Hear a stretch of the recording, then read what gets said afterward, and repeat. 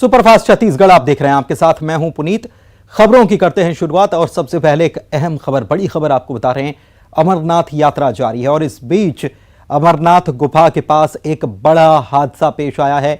यहां बादल फट गया और इसकी वजह से यह हादसा हुआ है। अमरनाथ गुफा के पास ही ये बादल फटने की जानकारी आ रही है। इस हादसे में 5 लोगों की मौत की खबर मिल रही है, जबकि पानी के तेज बहाव में कई लोग बह भी गए। कई टेंट भी, जो यात्री अमरनाथ यात्रा पर जाते हैं उनके लिए जो टेंट लगाए जाते हैं, वो भी उनके भी बहने की खबर मिल रही है। इधर आईटीबीपी और जवान जो हैं सुरक्षा के लिए जो तैनात हैं, उन्होंने यहाँ रेस्क्यू बचाव का काम भी शुरू कर दिया है, राहत का काम शुरू कर दिया गया है। तो ये बादल फटने की वजह से हादसा हुआ है। तस्वीरें आपको दिखा रहे हैं, एक्सक्लूसिव तस्वीरें न्यूज़ 18 मध्य प्रदेश छत्तीसगढ़ पर उस जगह की जहां पर ये बादल फटा है। और बहाव कितना तेज है, आप इससे अंदाज़ा लगा पाएंगे कि कितना ये बड़ा हादसा है।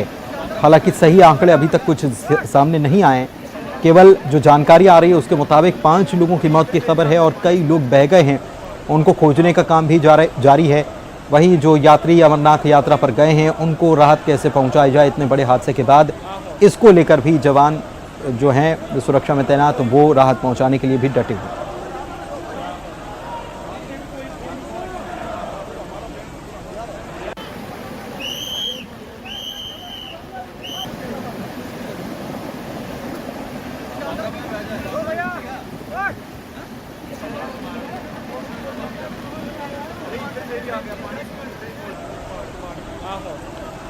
पानी के तेज बहाव में कई लोग बह गए। सूत्रों के हवाले से जो खबर आ रही है कि कई टेंट इसमें बह गए हैं इस तेज बहाव में।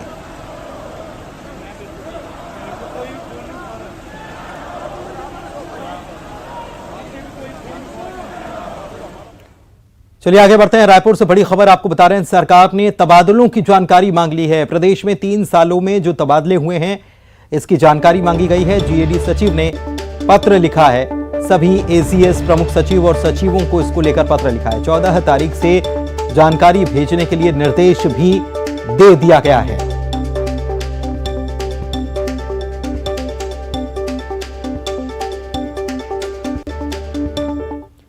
और बीजापुर से बड़ी खबर आपको बता दें, नदी में बहे जवान का शव बरामद हुआ है। आपको बता दें कि सिलगेर के पास पहाड़ी नाले में कोबरा बटालियन का ये जवान बह गया था और इसके बाद इस जवान को खोजने की कोशिश लगातार चल रही थी। इसी दौरान अब शव बरामद हुआ है, साथ ही हथियार भी मिल गया है। गश्ती के लिए कोबरा बटालियन के जवान निकले थे और इसी में से एक जवान, कोबरा बटालियन का जवान जिनका नाम आर सूरज, जो केरल के रहने वाले हैं, वो बह गए, नाले में बह गए, पहाड़ी नाले में, और अब उनका शव बरामद हुआ है। लगातार बारिश हो रही है जिले में और इसकी वजह से नदी नाले भी उफान पर हैं।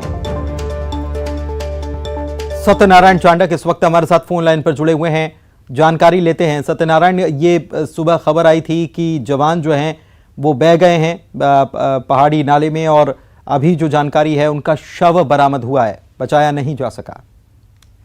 आपको बता दूं कि सुबह गश्त के दौरान जो है सिलगेर का नाला है, ये सीमावर्ती इलाका है उड़ीसा, सुकमा और बीजापुर का, जहाँ पर जो है गश्त के दौरान जवान कोबरा 210 का जवान सूरज है, वो नाले के बहाव में बह गया था। जिसके बाद जो है दिन भर ग्रामीणों की मदद से जो है जवान लगातार तलाश करते रहे और बताया जाता है कि कुछ ही दूर पर जो है जवान का शव देर शाम को बरामद कर दिया गया और उनका जो हथियार है वो भी बरामद कर दिया गया है और शव को जो है बीजापुर लाया गया, जहाँ से सामान जो है जगदलपुर भेजा गया है। वहाँ से जो है उनके गृहग्राम के लिए कल भेजा जाएगा। जी, बहुत शुक्रिया आपका इस जानकारी के लिए सत्यनारायण।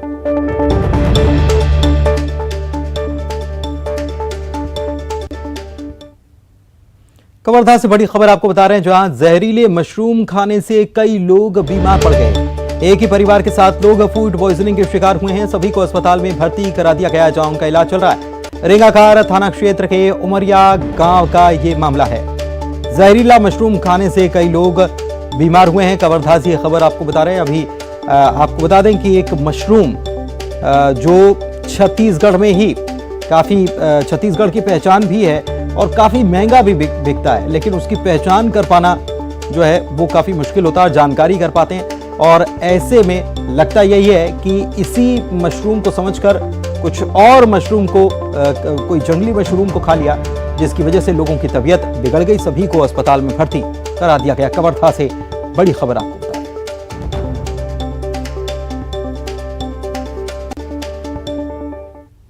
कोंडागांव में मूसलाधार बारिश ने निर्माण कार्यों की पोल खोल दी। भारी बारिश की वजह से सड़कें तालाब में तब्दील हो गई।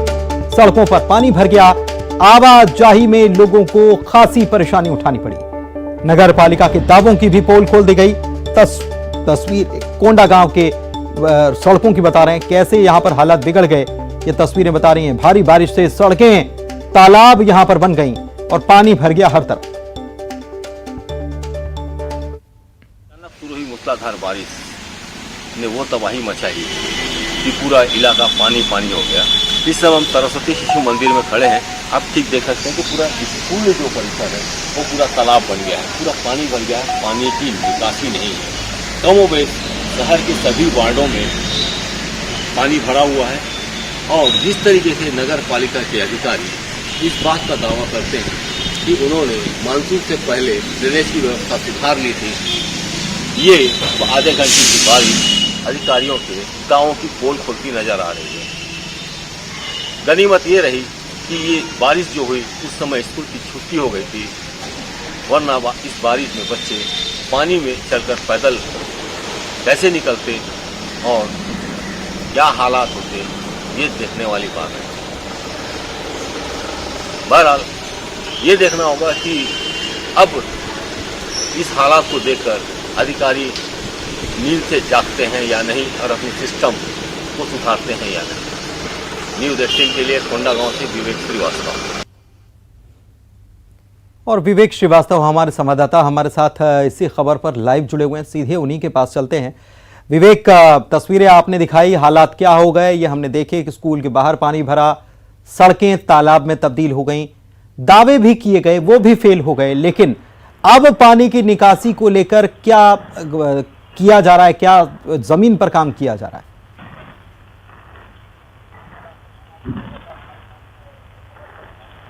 देखिए पुनीत जी, आज सवेरे ही हमने नगर पालिका अधिकारी से इस संबंध को लेकर बात की थी कि जब भारी बारिश होगा, अभी रिमझिम बारिश हो रही है, उसमें हालात बिगड़े हुए और यदि भारी बारिश होती तो क्या होता। तो उन्होंने कहा था कि हमने अभियान चलाकर ड्रेनेज सिस्टम को सुधार लिया है। पर आज जो दोपहर से बारिश हुई है और जो अभी तक लगातार चल रही है और उसके चलते पूरे सड़क वार्ड के जो सड़कें हैं वो पानी में डूब गई है। मतलब एक तरीके से तालाब का मंजर नजर आ रहा है आधे से ज्यादा शहर में।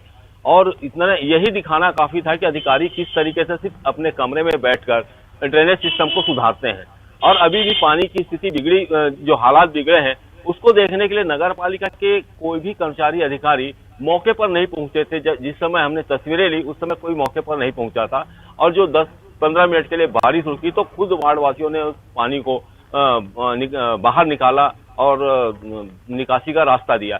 सबसे बड़ी बात है कि निर्माण कार्य जिस तरीके से किया गया है, सड़क और सड़क के बराबर पर नाली, जबकि सड़क ऊंची होनी चाहिए, नालियां नीची होनी चाहिए ताकि सड़क का पानी नाली में जाए। पर यहाँ पर निर्माण कार्य तो राम भरोसे है। जब नाली और सड़क दोनों का लेवल बराबर है तो नाली में पानी भरता है और सड़क में पानी भरता है, पूरे लेवल बराबर हो जाते हैं। ऐसे समय में दुर्घटना भी बड़ी हो सकती है कि कोई अंदाजा ना लगाए और नाली पे घुस जाए, पानी पे बह जाए। जी पुनीत जी, बहुत शुक्रिया आपका इस जानकारी के लिए। तो जिम्मेदार अधिकारियों को इस मामले में कार्रवाई करनी चाहिए, क्योंकि पहले जो वक्त रहते काम करना चाहिए था वो तो हुआ नहीं। अब तो कम से कम जाग जाएं। मौसम विभाग ने छत्तीसगढ़ के ज्यादातर जिलों के लिए अलर्ट जारी किया है। इसमें बस्तर जिले के कई जगहों पर अति भारी बारिश की आशंका है। प्रदेश के कई जिलों में भारी बारिश की संभावना भी जताई गई है। हालांकि रायपुर में सुबह से मौसम साफ बना हुआ था। पूर्व पश्चिम सीआर जोन भी बना हुआ है 19 डिग्री नॉर्थ और 3.1 किलोमीटर की ऊंचाई पर, जो उत्तर प्रायद्वीप से गुजर रही है। और इन तीनों के प्रभाव से छत्तीसगढ़ के अधिकांश स्थानों पर हल्की से मध्यम वर्षा होने की संभावना है तथा बस्तर, रायपुर, दुर्ग और बिलासपुर संभाग में 1-2 स्थानों पर गरज चमक के साथ भारी वर्षा भी होने की संभावना है। इधर शहर में हो रही लगातार बारिश के कारण दुर्ग की शिवनाथ नदी का जलस्तर बढ़ गया और जल स्तर बढ़ने की वजह से शिवनाथ नदी का मेहमरा एनीकट पूरी तरह से छलक उठा है। एनीकट के 2 फीट ऊपर से पानी बह रहा है। इस वजह से एनीकट के ऊपर से आने जाने के लिए पाबंदी लगा दी गई है। बैरिकेडिंग कर रास्ते को बंद किया गया है। रपटा जरूर बंद कर दिया गया, लेकिन रपटे के आसपास न तो सुरक्षा गार्ड है, न ही सुरक्षा के कोई इंतजाम देखे गए। मोगरा जलाशय से 6000 क्यूसेक पानी छोड़े जाने के बाद में आज शिवनाथ नदी का मेहमरा एनीकट पूरी तरह से छलक उठा है। 2 फीट ऊपर से पानी बह रहा है। देख सकते हैं कि कितना खूबसूरत नज़ारा आज यहाँ पर देखने के लिए मिल रहा है। सीज़न में ये पहली बार हुआ है जब शिवनाथ नदी का मेहमरा एनीकट पूरी तरह से छलक उठा है।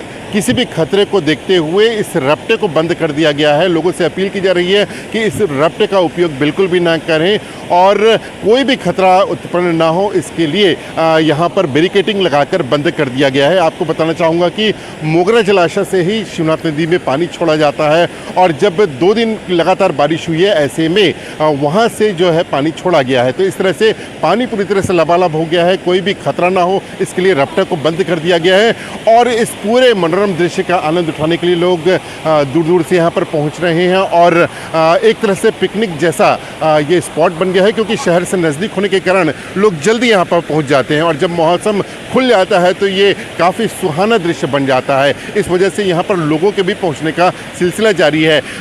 प्रशासन ने ये रपटे को बंद तो कर दिया है, लेकिन यहाँ पर कोई सुरक्षाकर्मी मौजूद नहीं है। ऐसे में लोगों को चेतावने वाला, लोगों को बताने वाला यहाँ पर कोई नज़र नहीं आ रहा है, जिस वजह से खतरा उत्पन्न भी हो सकता है। न्यूज़ 18 छत्तीसगढ़ के लिए दुर्ग से मिथिलेश ठाकुर।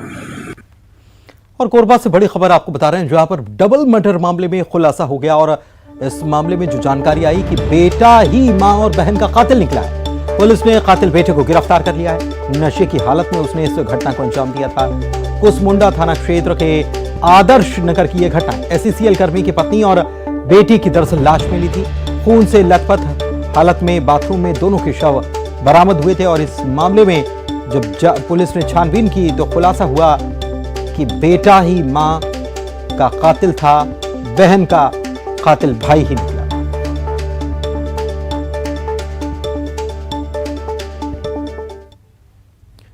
बलौदाबाजार से खबर आपको बता रहे हैं। बड़ी खबर यह कि पुत्र ने अपने पिता को मारकर दफना दिया। आपसी विवाद में लाठी डंडे से वार कर दिया। ताबड़तोड़ वार से पिता की मौके पर मौत हो गई।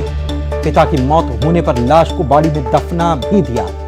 6 साल के मासूम ने पूरी घटना की जानकारी पुलिस को दी। कसडोल थाने के सिंघारी गांव का यह पूरा मामला जो हैरान करता है। एक तरफ बेटे ने मां और बहन की हत्या कर दी, तो दूसरी तरफ बलौदाबाजार से खबर आई चौंकाने वाली कि रिश्तों का कत्ल किया गया। बेटे ने पिता की ही हत्या की और शव को बाड़ी में दफना किया।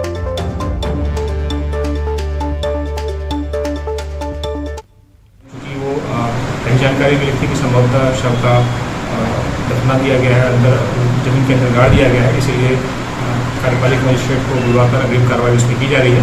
उस कार्रवाई होने के पश्चात ही आगे आपको जानकारी दी।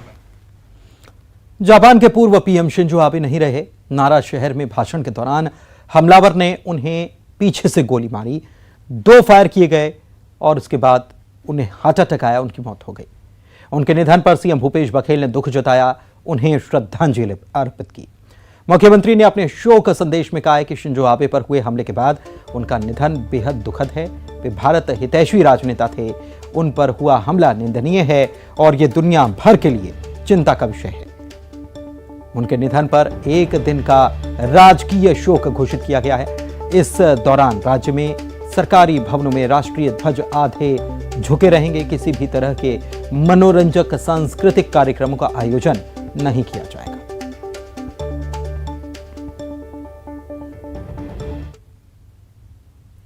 कांग्रेस के मीडिया और प्रचार विभाग के अध्यक्ष पवन खेड़ा 2 दिनों के दौरे पर छत्तीसगढ़ आए हैं। रायपुर एयरपोर्ट पर कांग्रेस के नेताओं ने उनका स्वागत किया। रायपुर पहुंचे पवन खेड़ा ने जहां केंद्र सरकार को निशाने पर लिया, वहीं राज्य की भूपेश बघेल सरकार की तारीफ की। घबरा जाते हैं ना, तो ऐसे ही रेड मारते फिरते हैं।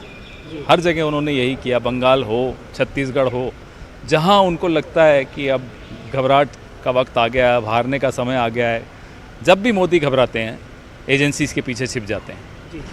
हमारे लिए छत्तीसगढ़ और राजस्थान ये दो मॉडल स्टेट्स उभर कर आ रहे हैं। छत्तीसगढ़ की अपनी योजनाएं ऐसी हैं जो मुझे लगता है हर राज्य को उसको फॉलो करना चाहिए ताकि तरक्की हो, उन्नति हो। जिस तरह से और जिस साफ नीयत से भूपेश बघेल जी ने यहाँ सरकार चलाई है वो एक अनुकरणीय है और एक उदाहरण है पूरे देश के।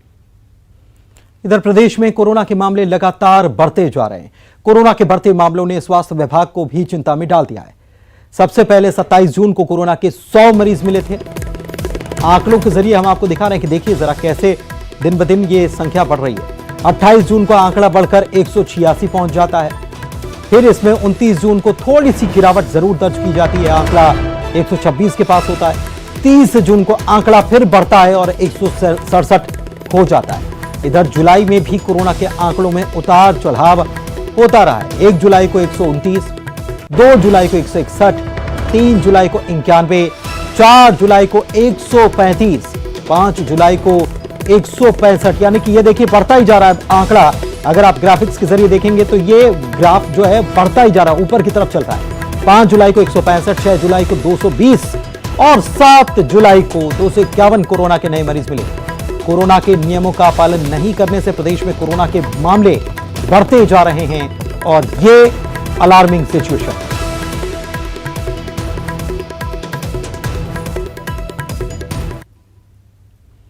मुख्यमंत्री शहरी स्लम स्वास्थ्य योजना की वजह से छत्तीसगढ़ में अस्पतालों की भागदौड़ कम हो चुकी है। छोटी बड़ी बीमारियों की जांच, परामर्श और इलाज की सुविधा अब जरूरतमंद लोगों के घर तक पहुंच रही है। गरीबों के लिए यह योजना वरदान साबित हुई। देखिए खास रिपोर्ट। अच्छी सेहत और बीमारी में सही इलाज की जरूरत हर व्यक्ति को होती है, लेकिन कई बार छोटी बड़ी बीमारियों के इलाज के लिए गरीब परिवारों के समक्ष आर्थिक तंगी की समस्या सामने आती है, जिससे कई बार छोटी बीमारी भी बढ़कर नासूर हो जाती है।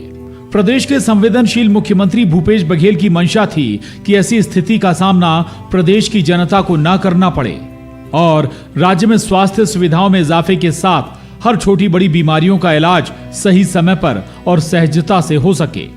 इसी दूरदर्शी सोच और सूझबूझ से स्वास्थ्य सुविधाओं की दिशा में बड़ा कदम उठाते हुए सीएम भूपेश बघेल ने मुख्यमंत्री शहरी स्लम स्वास्थ्य योजना की शुरुआत की, ताकि झुग्गी बस्तियों में रहने वाले और जरूरतमंद गरीब परिवारों समेत आम नागरिकों को भी बीमार पड़ने पर अस्पतालों की भागदौड़ के बजाय अपने घर के पास ही बेहतर स्वास्थ्य सुविधाएं मिल सकें। इस योजना के तहत शहरी इलाकों में मोबाइल मेडिकल यूनिट हर वार्ड में झुग्गी बस्तियों तक पहुंचकर वहां लोगों का इलाज करती है। हॉस्पिटल में लोगों को जाने की जरूरत नहीं है, हॉस्पिटल खुद लोगों के पास पहुंच के काम कर रहा है। सबसे बड़ी बात, इसमें 42 टेस्ट हो रहे हैं जिसमें दवाइयां फ्री में दी जा रही है।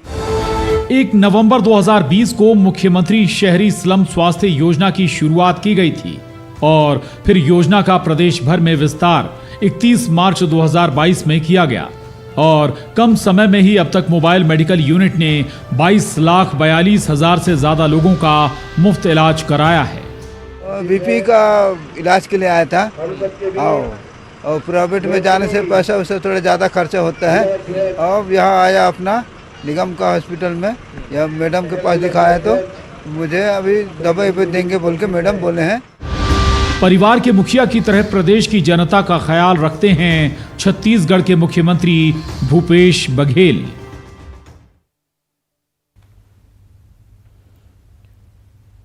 तो इसी के साथ सुपरफास्ट छत्तीसगढ़ के इस बुलेटिन में एक बड़ी खबर आपको बता रहे हैं। बड़ी खबर आपकी स्क्रीन पर, रेल यात्रियों के लिए थोड़ी सी राहत की खबर है। छत्तीसगढ़ से गुजरने वाली रद्द ट्रेनें फिर से बहाल कर दी गई। हम लगातार खबरें दिखा रहे थे, रेलवे ने 27 ट्रेनों को बहाल कर दिया है। हम बता रहे थे कि कैसे लगातार एक के बाद एक ट्रेनें जो हैं वो रद्द की जा रही थी। छत्तीसगढ़ के यात्री परेशान हो रहे थे। अब थोड़ी सी राहत वाली खबर ये कि जो ट्रेनों को रद्द करने का फैसला लिया गया था फिर से बहाल कर दी गई।